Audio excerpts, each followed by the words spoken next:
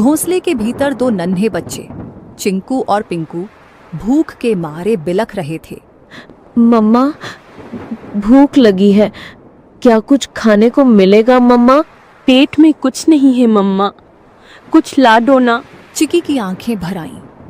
हे भगवान, मैं क्या करूं? कैसे बताऊं कि बारिश शुरू हो गई है, लेकिन मेरे बच्चों का रोना मुझसे देखा नहीं जाता। भीगूंगी, गिरूंगी, चाहे जो हो, लेकिन इन्हें भूखा नहीं देख सकती। रुको मेरे लाल, मम्मा कुछ ले आएगी, चाहे जान ही क्यों ना चली जाए। परंतु एक बात याद रखना, जब तक मैं नहीं आऊं, घोंसले में से बाहर भी मत देखना और बाहर भी मत निकलना, समझ गए ना? चिड़िया खाना लेने के लिए चली जाती है। अब इन दो बच्चों की माँ घर पर नहीं थी और बच्चे घोंसले में अकेले थे। उनके लिए यह पहली बारिश थी जो उन्हें किसी अजूबे से कम नहीं लग रही थी।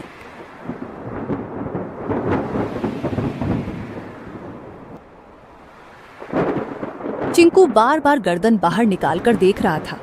अरे ओ पिंकू, सुन रे, ये क्या चीज ऊपर से टपक टपक गिर रही है? कोई रो रहा है क्या? पिंकू घोंसले के कोने में दुबक कर बैठा था। अबे मूर्ख, रोने की आवाज नहीं है ये, बारिश है बारिश, आसमान बरस रहा है। पर ये आवाज कितनी डरावनी है।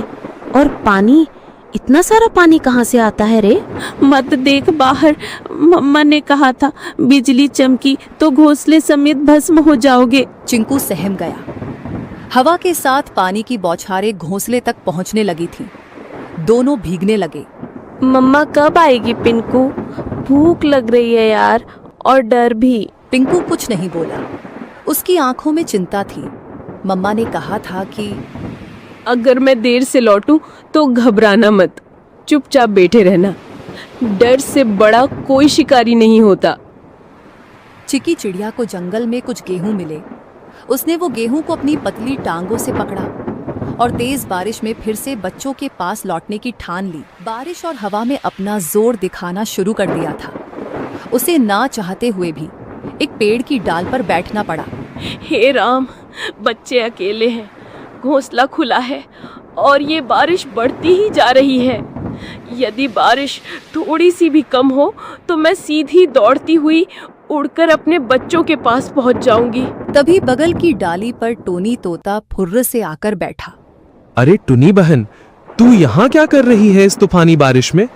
तुझे होश भी है कि बच्चे अकेले हैं? टोनी भाई, क्या करूं, उड़ नहीं पा रही, पंख गीले हो गए हैं। बहन, कल की बात बताऊं, मैं कबूतर बहन के घोंसले के पास से जा रहा था। क्या हुआ वहाँ? बहन, एक सांप आया था, बहुत लंबा और काला, चुपचाप डालियों के पीछे पीछे सरकता हुआ सीधा घोंसले तक पहुंच गया। फिर किसी ने देखा नहीं? मैंने देखा, मैं ऊपर ही उड़ रहा था। जब देखा कि सांप कबूतर के बच्चों के ऊपर झपटा, मैं चीखा जोर से, सांप सांप! सब पक्षी इकट्ठा हो गए, लेकिन तब तक बहुत देर हो चुकी थी। वो दो बच्चों को निगल गया बहन। चिकी सन्न रह गई। टोनी का चेहरा भावुक हो उठा। और जब कबूतर बहन आई ना, वो तो जैसे पगला गई थी। अपने घोंसले के पास आई तो देखा कि एक बच्चा खून से लथपथ पड़ा है और दो तो दिख ही नहीं रहे थे। वो बार बार पुकार रही थी, मेरे बच्चे, मेरे लाल, कहाँ चले गए तुम? उसके आंसू रुक ही नहीं रहे थे। अपने बचे हुए एक बच्चे को उसने पंखों में दबा लिया और फिर चुपचाप बैठ गई, जैसे दुनिया ही खत्म हो गई हो उसकी। मैं बता नहीं सकता कितना दर्द था उस माँ की आंखों में। टुनी की आंखें भर आईं। टोनी बोला, तू समझ रही है ना बहन, ये बारिश सिर्फ पानी नहीं लाती, भूख से तड़पते शिकारी भी लाती है। जल्दी निकल, पेड़ों की आड़ लेकर जा, मत रुक अब। चिकी चिड़िया उड़ती है और अपने घर की ओर जाती है। बारिश चल रही थी, लेकिन अंधेरा गहरा था और ठंडी हवा अब भी तीर की तरह चल रही थी। बस कुछ ही दूर और चिंकू पिंकू मेरा इंतजार कर रहे होंगे। तभी सामने से दो काली परछाई आई। ओए चिड़िया रानी, कहाँ चली बारिश में? चिकी चौंक गई। सामने दो शिकारी पक्षी रास्ता रोककर खड़े थे।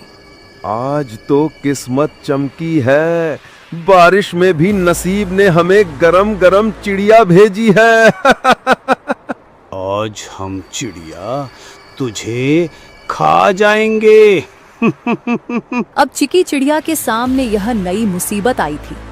चिड़िया ने सोचा, इस बार मैं नहीं बच सकती, क्योंकि आज दोनों दरिंदे बदमाश इकट्ठा होकर आए हैं। मुझे आज बल से नहीं परंतु दिमाग से काम लेना होगा।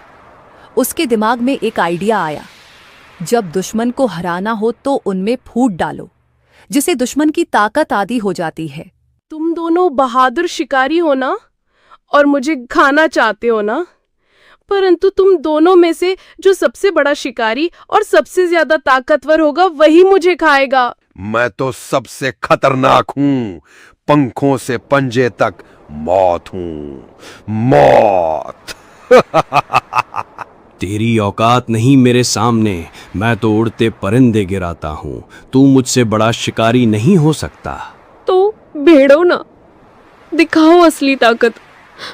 मुझे तो वही खा सकता है जो सबसे ताकतवर है। दोनों शिकारी जल उठे। कौवा उड़कर सुल्तान की ओर झपटा। सुल्तान ने पलटवार किया। सबसे पहले मैं तुझे खाऊंगा, फिर इस चिड़िया को। तू खा नहीं पाएगा कालू। दोनों एक दूसरे को नोचते हुए हवा में झगड़ते हुए नीचे गिर पड़े।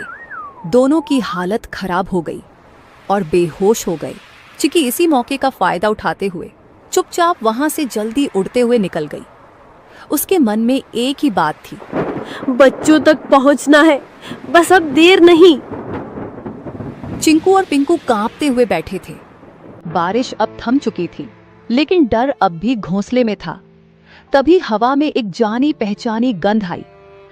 चिंकू, मेरे पिंकू, मैं लौट आई। मम्मा, हम कब से राह देख रहे थे कि आप कब आएंगी। मेरे लाल, तुम दोनों ठीक हो ना? डर तो नहीं लगा? बहुत डर लगा मम्मा, बिजली भी चमक रही थी। चिंकू बार बार बाहर देख रहा था, मैं तो कह रहा था ना जल जाएगा। बेटा, कभी कभी डर जरूरी होता है, लेकिन बहादुरी ये है कि डर के बाद भी टिके रहो। तुम दोनों ने बहादुरी दिखाई। पंखों में छुपाए हुए गेहूं को निकालकर मजेदार खाना बनाया और बच्चों को दिया। बच्चों ने भूख के कारण खाना खा लिया। अगली सुबह बारिश तो रुक चुकी थी, लेकिन घोंसले में सन्नाटा था। सूरज की हल्की रोशनी घोंसले में पड़ी